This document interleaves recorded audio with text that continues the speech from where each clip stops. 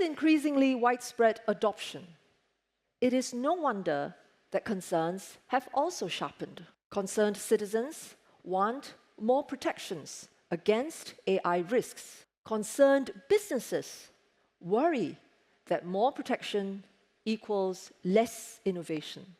Here in Singapore, we hoped to avoid such zero-sum thinking. To fulfill our vision of AI for the public good, we've always believed that AI governance is as important as AI innovation. As in so many areas, good governance is not the enemy of innovation. On the contrary, good governance enables sustained innovation.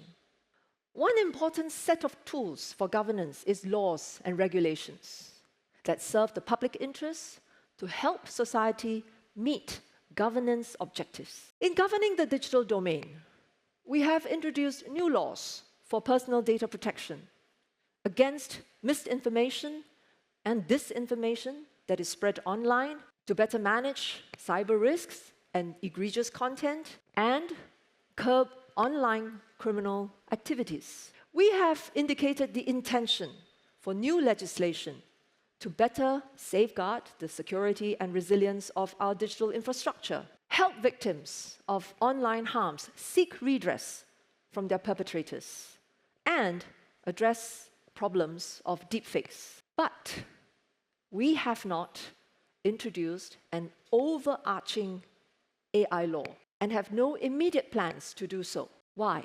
One reason is that some of the harms associated with AI can already be addressed by existing laws and regulations. You take, for example, AI-generated fake news that is spread online. Regardless of how the fake news is produced, as long as there is public interest to debunk it, our laws already allow us to issue correction notices to alert people. What about AI models used to support hiring?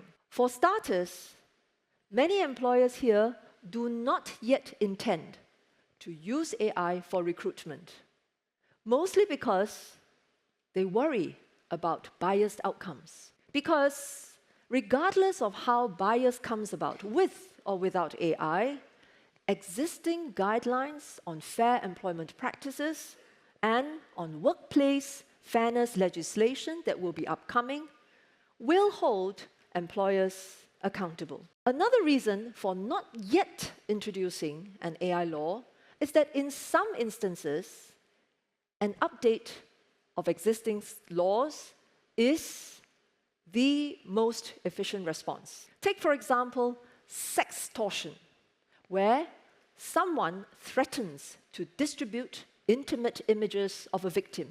We can all agree that even if an image was not real, but rather a deep fake, the distress caused is enough for it to be outlawed. That was precisely what we did when we updated the penal code to introduce a specific offense of sextortion. We ensured that sextortion would be illegal with or without AI. The examples I shared suggest that we are not defenseless against AI-enabled harms. In AI governance, we are not starting at ground zero. However, we must also have an attitude of humility in recognizing that it is one thing to deal with the harmful effects of AI, but quite another to prevent them from happening in the first place through proper design and upstream measures. To borrow from road safety, it is in our interest to implement the equivalent of traffic rules, lights and signs, speed limits, seat belts and airbags, all of which work together to protect road users. But when cars were first sold to the masses, we didn't understand all the risks, nor did we know all the measures that could